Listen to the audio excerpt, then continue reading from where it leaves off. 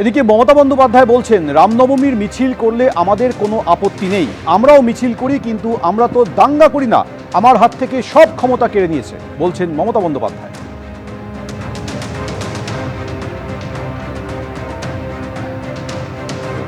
কালকে রঘুনাথগঞ্জে তুমি রামনবমী মিছিল করো, আমাদের কোনো আপত্তি নেই, তো আমাদের ছেলেমেয়েরাও করে, কই দাঙ্গা তো করে না। তোমরা পরশুদিন সিউড়িতে মিছিল করেছো, বন্দুক উঁচিয়ে মিছিল করেছো। আমি জানি না কেন administration is not taking action. আপনারা আমাকে দোষ দেবেন না, আমার থেকে সব কেড়ে নিয়েছে, সব নিজেদের মতো অফিসার রিক্রুট করেছে, উকুন বাছার মতো বিজেপি লোক দেখে দেখে বাঁচছে। ওরা জানে না যতই বাঁচো বাংলায় আমরাই থাকবো, এবং আমরা চাই সবাই নিরপেক্ষভাবে কাজ করুক। তুমি আমার হাত থেকে লোক সরিয়ে দিয়ে রঘুনাথপুরে কালকে দাঙ্গা করেছো, বিজেপি করেছো। তুমি রঘুনাথগঞ্জের দোকান ভেঙেছো, লুটপাট করেছো। বন্ধু, একটা শিব মন্দির ভাঙলে সেটা নিয়ে বিজেপি কত নাটক করে, ভাঙা উচিত না, আমি ভাঙাকে সমর্থন করি না। কাশী বিশ্বনাথ মন্দির করতে গিয়ে কত মন্দির ভেঙেছিল বিজেপি। আমি কেন জগন্নাথ ধাম করেছি, আমি খুব পাপ করেছি, রোজ কোয়েশ্চেন করা হয়। জিজ্ঞেস করুন, কারো বাড়ি ভাঙচুর করার অধিকার তোমাদের কে দিল? রঘুনাথগঞ্জের দাঙ্গা করার অধিকার তোমাদের কে দিল? তোমরা একতরফা করেছো, মিছিল থেকে বেরিয়ে দোকান লুটপাট করেছো, দোকান বাড়ি পুড়িয়েছো। আজ না হলেও কাল তোমাদের একটাকেও ছাড়বো না, মনে রাখবে, মানুষ তোমাদের বিচার করবে। রামনবমীর মিছিলে উত্তেজনা, মমতা বন্দ্যোপাধ্যায়ের বক্তব্য শুনলেন। আর রাজ্যে এসে কেন্দ্রীয় স্বরাষ্ট্রমন্ত্রী তিনি দাবি করছেন যে কড়া নির্বাচন কমিশন, তাই এবার রামনবমীতে আগের থেকে হিংসা অনেক কম হয়েছে।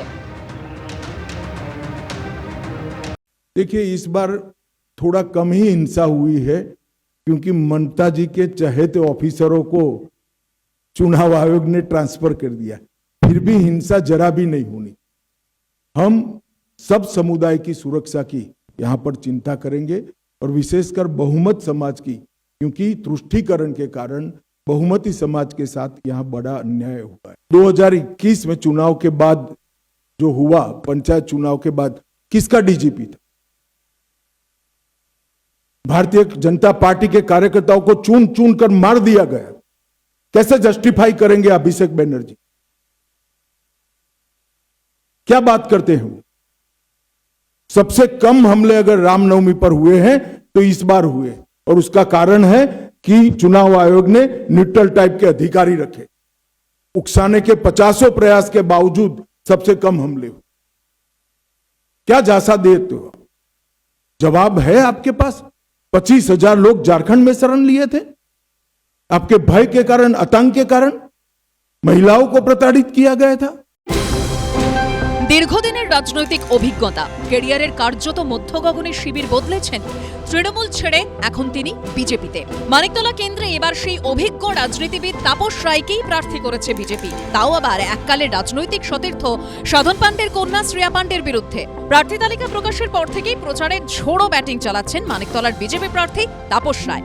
দিনে রাতে চষে ফেলছেন উত্তর কলকাতার অলিগলি। কিন্তু তাপস রায়ের দিনভর এই হেকটিক শিডিউলের পুষ্টিমন্ত্র কি? কিভাবে নিজেকে ফিট রাখছেন? উত্তর ছিমছাম বাঙালি খাবারে। আমি প্রতিদিন যা খাই নির্বাচনের সময় তাই খাই, অন্যথা না। ডাবের জলও আছে, সেটাও খাই, হালকা খাই খুবই, দুবেলায়, তাতে পরিশ্রম করতে সুবিধা হয়। ব্রেকফাস্টে ওটস খান তাপস রায়, দুপুরে সালাড, ভাত, ডাল, উচ্ছে ভাজা অথবা নিমপাতা ভাজা দিয়ে আলু মাখা, মাছ ও দই, ডাবের জল দিয়ে তিনি লাঞ্চ সারেন। চিকেন কিংবা মাটনেও আপত্তি নেই তাপস রায়ের, তবে তা হতে হবে দেশি। আমি মাছ মাংস সবই খাই, তবে সব মাংস তো খাই না। হ্যাঁ, মাছ খেতে ভালোবাসি, সব মাছ খাই না, 7-8 রকমের মাছ খাই, ডিম খাই, মাটন চিকেন খাই, খুব কম খাই, ইদানিং কমিয়ে দিয়েছি। মমতা ব্যানার্জি তো মাছ বন্ধ করে দেবে বিজেপি। মমতা ব্যানার্জি তো বলেন যে বাঙালি অবাঙালি করেন, হিন্দু মুসলমান করেন, কি ব্যাপারটা কি বাঙালি অবাঙালি? সন্ধেবেলাও আরেক প্রশ্ন প্রচার সারতে হয় মানিকতলার বিজেপি প্রার্থীকে। সন্ধেবেলা চা, বিস্কুট, মুড়ি, রাতের খাবারে ছোট দুটো রুটি, ডাল, সবজিতেই ভরসা রাখেন তাপস রায়। বাড়ির খাবারের সঙ্গে সঙ্গে রেস্তোরাঁর খাবারও বেশ পছন্দ করেন তাপস রায়। পছন্দের তালিকায় রয়েছে উত্তরপ্রদেশের খাবার থেকে শুরু করে মুঘল কিংবা চাইনিজ কন্টিনেন্টালও। আপনার কোনো খাবার ক্ষেত্রে রেস্ট্রিকশন আছে নাকি? না, কোনো রেস্ট্রিকশন নেই। রেস্টুরেন্টে খাওয়া বা এরকম কিছু আপনার কি হ্যাবিট আছে? গিয়ে খাওয়ার হ্যাবিটটা আমার নেই বললেই চলে। রেস্টুরেন্ট, হোটেলে খাওয়ার ইচ্ছা হলে আনিয়ে নিই। পুষ্টিবিদেরা বলছেন ভাতে থাকে প্রচুর পরিমাণ কার্বোহাইড্রেট, থাকে প্রোটিন, ভিটামিন ও খনিজ। ডালে থাকে আয়রন, প্রোটিন, ফাইবার, খনিজ এবং কার্বোহাইড্রেটের মতো পুষ্টি উপাদান। সবজিতে থাকে প্রচুর পরিমাণে ভিটামিন ও খনিজ পদার্থ। মাছ মাংসে থাকে প্রচুর পরিমাণে প্রোটিন। মাছ থেকে বাড়তি ভিটামিন এ ও ক্যালসিয়ামও পাওয়া যায়। এই সব পুষ্টিগুণে দিনভর ফিট প্রার্থী। অর্ণব মুখোপাধ্যায়ের রিপোর্ট, এবিপি আনন্দ।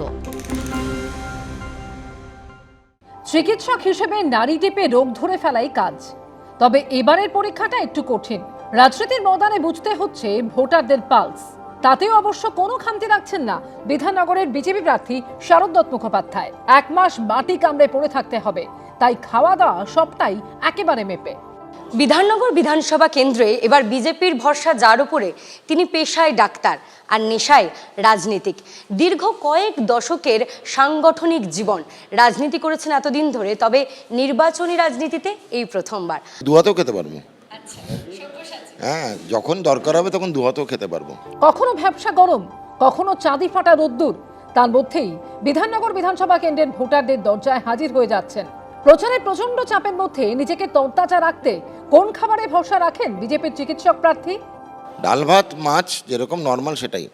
পশ্চিমবঙ্গীয় ছেলে যাকে বলে ঘটি, মাছের ভ্যারাইটিতে ঘটিটা একটু উইক, দুর্বল আছে, সবাই জানে। তো আমাদের এখানে আমরা মেন হচ্ছে কাতলা বা রুই আর চিংড়ি, ইলিশ। সব থেকে ভালো হচ্ছে আমাদের যে কাতলার মাছের ঝোলটা হয় পাতলা, সেটাই কিন্তু সব থেকে ভালো লাগে খেতে। আর ট্যাংরাও ভালো লাগে খুব। বিধাননগরের বিজেপি প্রার্থীর পাওয়ার মিলে কি থাকছে? দুধ চা বিস্কুট দিয়ে ব্রেকফাস্ট সারেন শারদ দত্ত মুখোপাধ্যায়। পরে খান টক দই দিয়ে চিড়ে বা মুড়ি। দুপুরের পাতে থাকে ভাত, ডাল, শুক্তো, মাছ বা মাংস এবং সঙ্গে চাটনি। রাতে খান রুটি তরকারি। এমনিতে আদ্যপান্ত আমিষ প্রিয় মানুষ, তবে বৃহস্পতিবার ছিল রামনবমী, তাই নিরামিষ খেয়েই প্রচারে বেরোন বিধাননগরের বিজেপি প্রার্থী। আজকে লুচি, তরকারি মানে আলুর দম রয়েছে আর একটুখানি ছোলার ডাল আছে। আজকে একটা রামনবমী, আর 2 নম্বর আজকে আমরা সকাল থেকে প্রচুর ঘুরছিলাম, চটজলদি খাবার তৈরি হলো, তো সেই জন্যই।